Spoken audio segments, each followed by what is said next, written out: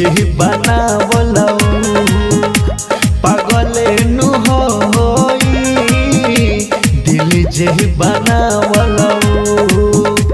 पागल नु होई प्यार जे बनावल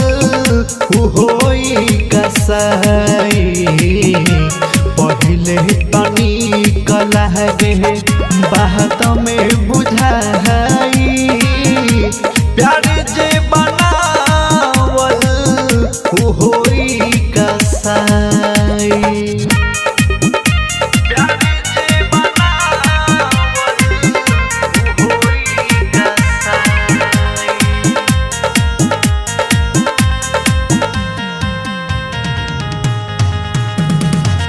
खून का आंसू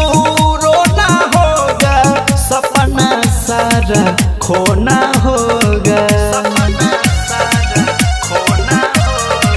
खून का आंसू रोना होगा सपना सारा खोना होगा खोजला मिली नहीं डॉक्टर भी दवाई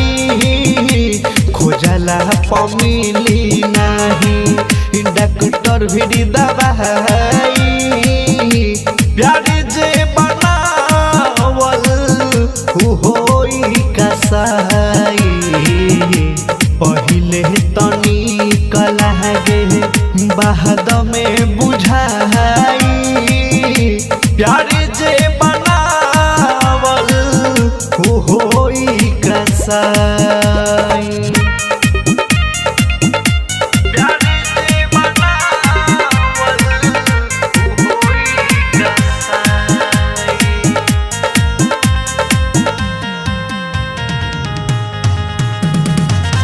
इश्क में पागल हो जाओगे